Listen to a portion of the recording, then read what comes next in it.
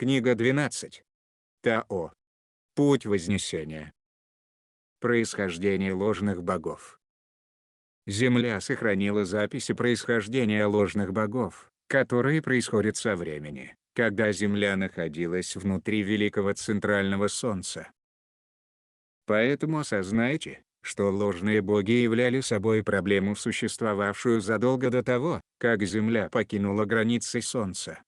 И вследствие управления ложных богов, были созданы те самые обстоятельства, которые вызвали падение великого центрального Солнца, что в свою очередь обратилось в выталкивание Земли и Солнечной системы за пределы его грезы. Что такое ложные боги? Недавние записи из архивов Земли показывают, что ложные боги — это накачанное, раздутое сознание уровня тела. Тело обладает сознанием уровня тела. Тело ткется формами положительных и отрицательных змей. Сознание есть у положительных змей, которые ткут энергетическую решетку и систему меридианов. Также, есть сознание отрицательных змей, которое определяет межпространство, окружая каналы меридианов почти недвижущимся потоком энергии. Когда сознание уровня тела расширяется, оно становится никем иным как ложными богами, которые полагают, что в их обязанности входит вести творение. Со временем, души внутри великого центрального Солнца неверно направляли одно творение за другим, по пути падения сознания. Подобные души были заброшены в пространство великого центрального Солнца с разрушительной целью. Когда число таких падений сильно возросло, произошло выталкивание некоторых творений, как, например, Земли, за пределы границ великого центрального Солнца. Сейчас, благодаря исследованиям Тао, осознано, что определенные души в Тао сбрасывали каждое великое центральное Солнце с целью разрушить таковые, чтобы извлечь все имеющиеся знания. При этом, деструктивные души забрасывались в наше великое центральное Солнце из иных Тао. Такая ситуация разворачивалась в каждом великом центральном Солнце. Поскольку разрушительные души, которые затрагивали практически каждый вид, вели от одного падения сознания к другому, форма постепенно стала не доверять душе. Затем, форма устремилась найти замену душе, другой руководящей силе, которая была бы способна сопровождать ее домой и возносить, так как душа уже казалась некомпетентной для такой задачи. Однако, никакой другой, доступной, альтернативной руководящей силы не существовало, поскольку контакт с Тао, находившимся вне времени и пространства формы, был разорван деструктивными душами в основании целых реалий. И тогда, форма стала обращаться к себе внутрь, ища внутри самой ткани своей светокопии понимания того, как возноситься домой. В своем внутреннем поиске все больше жизненной силы передавалось сознанию формы. Вскоре, сознание формы расширило себя, приняв относительно большие размеры. Такое сознание стало рассматривать и выражать себя так, как если бы оно было душою, чтобы вести себя и творение домой. Накачанное сознание уровня тела гуманоидного вида, в частности, приняло на себя заботу в отношении каждой согласованной реальности. Это сознание производило впечатление помнящего больше о процессе вознесения, чем любая другая форма жизни. Увы, сознание уровня тела знает только две вещи. Первое — как переместить информацию и энергию из одного пространства в другое. И второе — как отделяться, обособляться, разделяться, чтобы удерживать межпространство. Поэтому, у подобного рода сознания нет достаточных знаний, чтобы возносить себя домой. В великом центральном Солнце стали разворачиваться крупномасштабные падения сознания, или процессы отделения и разделения, когда в великом центральном Солнце длительное время полагались на недуше, сознание уровня тела. Землю весьма опечалило раскрытие таких реалий. Великое центральное Солнце находилось тогда в условиях, когда единственные руководящие силы, которые оно имело, вели к разрушению и вымиранию, ибо душа сходила лишь для разрушения, и поэтому ее действия сбивали форму с пути. Сознание уровня тела не имело знаний и достаточного опыта, чтобы выполнять ту или иную задачу, а повышенное акцентирование внимания тела на такой недуше только вводило форму в заблуждение. Возможно, именно поэтому, свыше 250 великих центральных солнц за эоны времени, нашли потухшими во всех измерениях ниже 75-го, в пространственно-временном квадранте, в котором находится Земля. Наверное, если бы проблемы разрушения были ограничены только нашей зоной влияния, то Тао никогда не стал бы вовлекаться и извещать о себе в форме вмешательства. Но деструктивные души не прекращали разрушать даже после того, как множество великих центральных солнц нашли потухшими. Разрушительные души упорно продолжали уничтожать аспекты Тао, уже после того, как части каждого солнца пришли к вымиранию. Такие души использовали те же навыки, что отработали по отношению к каждому солнцу, начав разрывать окраины всех творений в пределах Тао. Поскольку границы собственных творений Тао пришли к большому искажению и оказались неспособными к восхождению домой, Тао начал собственные исследования и отслеживание, почему реальность разворачивалась таким образом. В процессе исследования наше небольшое творение вместе с Землей раскрылось как пространство, пригодное для начала вмешательства. Почему? Потому что Земля хранит записи не только собственного опыта, но и развития знаний за пределами Великого Центрального Солнца, а также времен своего пребывания внутри Солнца, и времен пребывания в Тао, а также того, как она была отброшена в свое настоящее время.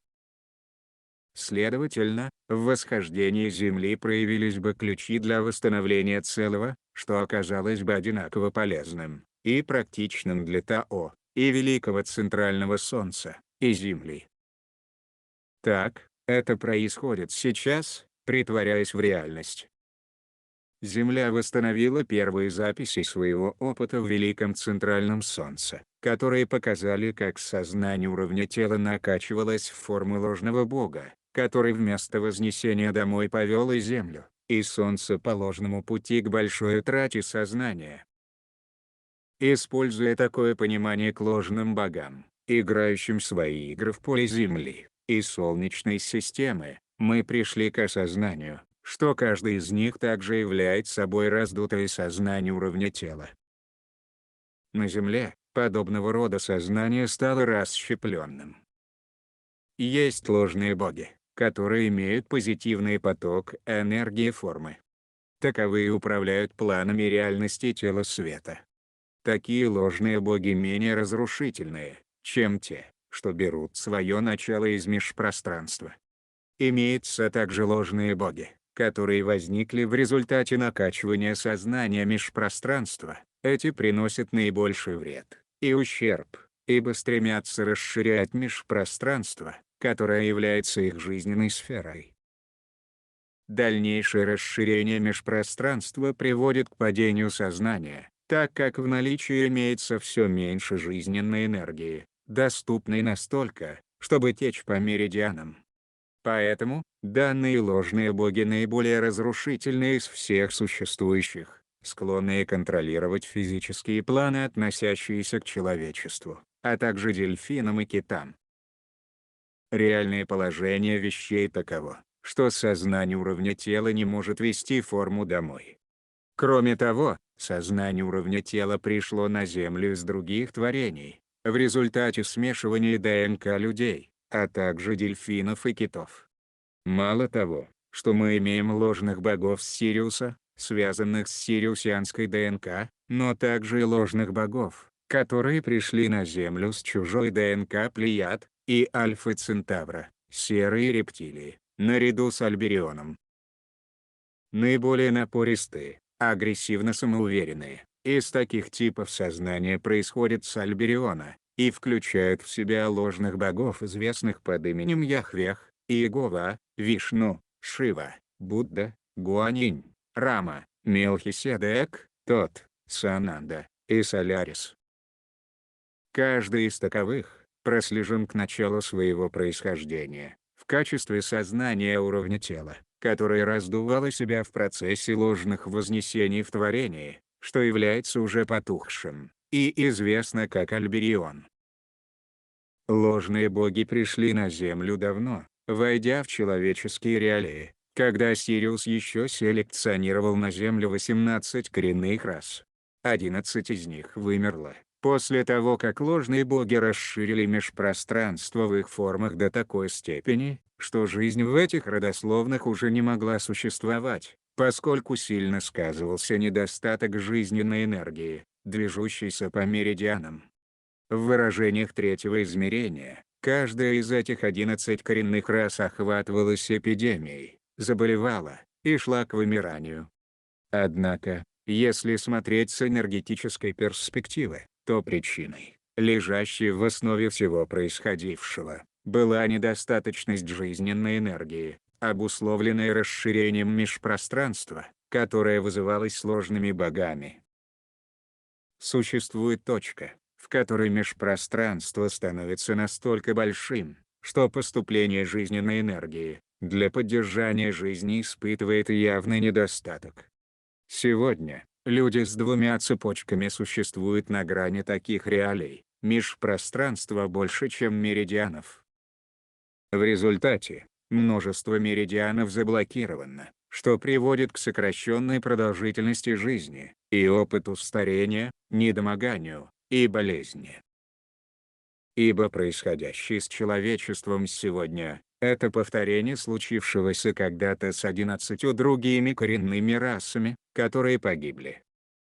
Со временем, межпространство увеличилось до таких размеров, что протекающей через систему меридианов жизненной энергии стало просто недостаточно, чтобы поддерживать жизнь, и связанные коренные расы вымерли. Фактически, человечество также находится на грани вымирания в данное историческое время, если бы не выбор вознесения. Существовало 9 душ, которые специально прибыли с красными отобранными людьми, выведенными в космическом корабле сириусянцев 75 тысяч лет назад. Земля считает данные души красными ложными богами. На Земле они – ложные боги, ибо никогда не являлись частью грезы Земли. Они – часть сириусянской грезы, которая была заякорена вокруг Земли, чтобы поддержать жизнь человека, дельфинов и китов. Именно эти ложные боги дошли до нас известными как Рама, Яхве, Иегова, Тот, Сананда, Вишну, Солярис, Шива, Будда и Леди Будда, также известная под именем Гуанинь. Эти нефизические существа появились на Земле через посредство сириусианских ученых, которые вывели человеческую жизнь в лаборатории космического корабля. Даже если жизнь имеет искусственное происхождение, обязательно должна быть нефизическая сила, которая соглашается вести эту жизнь. Поэтому, девы, ангелы, генетика и души – все и сотворяют жизнь, даже если такая жизнь находится под директивой гуманоидов. С точки зрения Земли, гуманоидам никогда не вменялось в обязанность сеять жизнь. Исторически, гуманоиды очень мало знают о согласованных реальностях и жизни вообще, так как все это берет свое начало в Великом Центральном Солнце. Гуманоиды научились манипулировать жизнью, зачастую действуя методами, которые часто приводят к вымиранию заселяемых ими планет. Земля никогда не давала согласия на присутствие в ее реалиях гуманоидной человеческой жизни, и все же, несмотря ни на что, таковое произошло, точно так же, как во множестве других мест, на протяжении пространства-времени и формы, где некоторые продолжают существовать и поныне, но абсолютное большинство из них вымерло. В целом, сириусианские ученые отобрали 18 групп людей, только 7 из которых уцелели и продолжили существование. 7 выживших красных человеческих племен находятся у истоков племен сегодняшнего дня, связанных с североамериканскими и южноамериканскими индейцами, инуитскими монгольскими народами, эскимосы, немцы, чукчи, якуты, моголы, буряты, калмыки, африканскими народами, тибетскими народами, полинезийскими и аборигенными австралийскими народами. В течение длительного времени 7 коренных рас оставались чистокровными, ибо изначально засеивались в отдаленных друг от друга регионах, где за многие десятки тысяч километров не встречался никто другой. Встреча главным образом исключалась отсутствием транспортных средств. Отбор людей не производился вместе с высокими технологиями, известными Сириусу, а только с ограниченным набором инструментов и достаточным голографическим пониманием реалий, чтобы выжить во влажных тропических джунглях, которые представляла собой Земля в то историческое время. Вначале 9 ложных красных богов поделили между собой созданных в лаборатории людей, и каждый охватил по 2 из 18 коренных рас как свое детище. Из оставшихся впоследствии 7 коренных рас, с каждой соединялся красный бог. Рама одушевлял тех, с кем связаны сейчас народы аборигенов Австралии. Будда одушевлял тех, с кем связаны сейчас тибетские народы. Тот, Гор, Джехути, одушевлял тех, с кем сейчас связаны родством североамериканские и индейские народы. Сананда одушевлял тех, с кем связаны сегодня родством южноамериканские и индейские народы. Гуанинь, или Леди Будда, одушевляла тех, с кем связаны сейчас полинезийские народы. Солярис одушевлял тех, с кем связаны сегодня африканские народы. И Шива одушевлял тех, с кем сейчас связаны инуитские, монгольские народы. К сожалению, 11 из оригинальных 18 коренных рас погибли в течение первой 1000 лет планетарной жизни, 4000 человеческих лет. Данное обстоятельство оставляло в сфере полномочий 9 богов только 7 коренных рас. 2 из богов оставались совершенно неудел, без людей и повелеваниями свыше. Это были Яхве, Иегова, и Вишну. В ту пору эти 2 бога вошли в крайнее соперничество с 7 богами, имевших под собой людей, за жизнью которых они наблюдали. Ни один из 7 богов не желал разделять свои полномочия с остававшимися 2, и по существу им велели удалиться.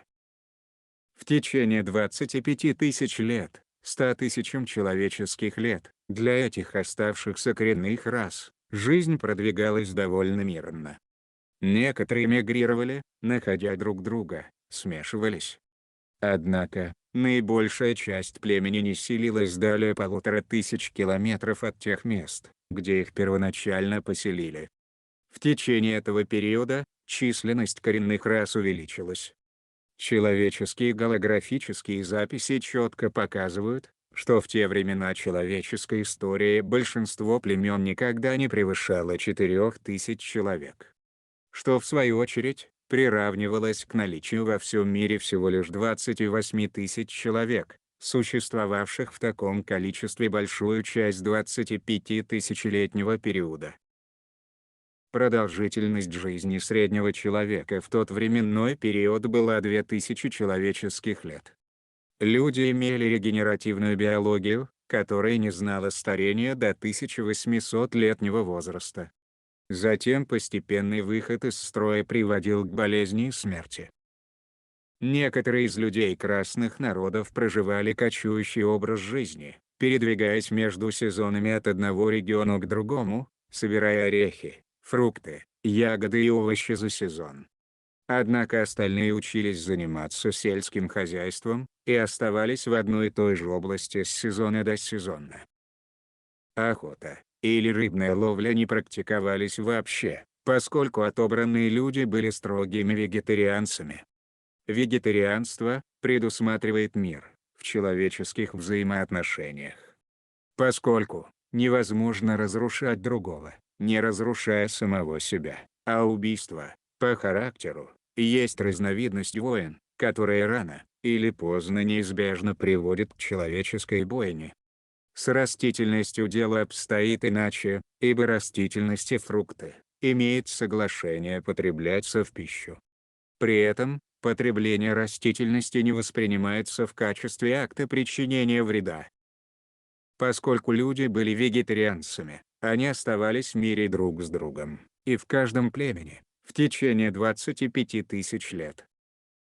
Люди красного народа создали простые духовные практики, имевшие отношение к их соответствующим богам. Подобные методы вращались вокруг циклов жизни, роста и сбора урожая, или уборочного сезона, супружества, воспроизводства, воспитания детей, и образа жизни в гармонии с окружающими племя царствами природы. Царства природы с лихвой обеспечивали людей, представленных в ту пору на земле, не было ни голодания, ни нужды. Одежду и жилье развивали несложными проектами, исходя из предлагаемых природой условий. Это были те самые сады Эдема, которые большинство людей голографически хранят в памяти, и страстно желают. Однако, все таковое никогда не являлось частью грезы Земли. Существуют и другие ложные боги, которые пришли вместе с плеядианским семейством Эннанук, и являются собой результат плеядианского сознания уровня тела, которое стало накачанным в ложных богов. Таковые пришли на Землю и предпочли клонировать рабов Ану после того, как последних вывели в лаборатории. Эти ложные боги известны под именами Кутхуми, Джвалкхул, Серапис Бей, Иларион, Павел Венецианец, Сен-Жермен, Леди Нада и Лорд Майтрея. Поскольку народонаселение рабов разрасталось, сознание уровня тела этих ложных богов также увеличилось до такого размера, который позволял им входить в соперничество с другими ложными богами. При этом они вошли в конфликт с вышеупомянутыми ложными богами Альбериона. А поскольку нападки шли через народы рабов и красных людей, каждый народ заболевал и испытывал падение в сознании. Необходимо основательно понять, что существует различие между предками и ложными богами. Предок, под именем Будда, Рама, тот, был человеком, и в свое время они совершили ложное вознесение, и тело сгорело, превратившись в пепел, оставляя после этого сознание и формы раздутым. Поэтому, ложное вознесение аспектов ложных богов в форме предков способствует накачиванию сознания уровня тела ложных богов. Позже, когда плеядианские ложные боги приобрели ключи в пирамидах Древнего Египта и возносили людей с аналогичной целью – раздувание сознания уровня тела, они весьма расширили свое господство, благодаря множеству ложных вознесений. Возможно, когда-то и были люди с именами Будда, Рама, тот, Кутхуми или Джвалкхул, и так далее, но после сгорания формы в ложном вознесении, накачанное сознание уровня тела захотело сохранить имя физического плана, физического воплощения. Человек, который ложно возносился, это предок. Ложный бог – это результат накачивания сознания уровня тела через ложное вознесение предка. Предки – это надежный и правомерный фактор человеческого вида. Они должны очистить свою карму, для того чтобы все человечество вознеслось. Некоторые посвященные выявили, что имеют предков, связанных с ложными богами, ибо это были их воплощения, в которых произошло ложное вознесение, раздувавшее ложного бога в господстве. В процессе вознесения, предок осознавался, осмысливался его опыт, и карма высвобождалась. При этом ложный бог коллапсировал и мог быть стянут назад в тело, чтобы выполнять обычные функции сознания уровня тела. Если же сознание ложного бога происходило из другого творения, то оно попросту отправлялось домой в то творение, откуда пришло. Ложные боги занимают определенное пространство.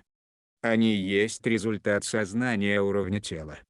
Однако, становясь в процессе ложного вознесения все более раздутыми, они стали воспринимать себя в качестве бога и богини над человеческим видом. К тому же, были накачаны многие сознания уровня тела из чужих творений, что имело место из-за присутствия чужой ДНК в возносящемся посвященном во время сгорания. Пришедшему из другого творения сознанию уровня тела, известен лишь тот поток энергии, который диссонирует с Землей, и потому не может здесь использоваться в выборе вознесения. Поэтому предпочитайте отсылать чужое сознание уровня тела назад в творение, откуда оно произошло. Используя такое понимание к ложным богам, играющим свои игры в поле Земли и Солнечной системы, мы пришли к осознанию, что каждый из них также является собой раздутое сознание уровня тела. На Земле подобного рода сознание стало расщепленным. Таковы реалии ложных богов. Вследствие сказанного, сознание уровня тела имеет свое пространство, но все же, не оно является истинной руководящей силой в отношении ваших духовных уроков. Почему? Информированность уровня тела не знает многих вещей, кроме направления, корректировки, или движения энергетического потока. Во всем этом недостаточно информации, чтобы обеспечить изучение духовных уроков в реалиях жизни развивающегося человека. Возможно, именно поэтому ложные боги действительно бесполезны в качестве руководящей силы, поскольку они знают только то, как переместить энергию и информацию, и не обязательно как подходить к пониманию уроков, которые изучает душа, ибо накачанное сознание уровня тела – это не душа. Однако, кому вы собираетесь доверять в том случае, когда душа по существу является разрушительной?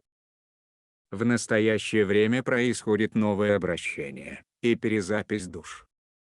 Тао предоставил Земле, вашей Солнечной системе, и всем сознательным восходящим видам новые бесформенные души. Такие души не сформированы в дракона. Они бесформенны, и входят в реалии направлять вознесение домой. В дальнейших материалах, возможно, будет фигурировать и старое название «душа-дракон», но подразумевающее под этим новую бесформенную душу, предоставленную Тао. Земля выражает большую благодарность за эти души, и вы можете желать выразить намерение новой бесформенной высшей души, ангельской высшей души, и истоку вести вас отныне по вашему пути, начиная с этого момента.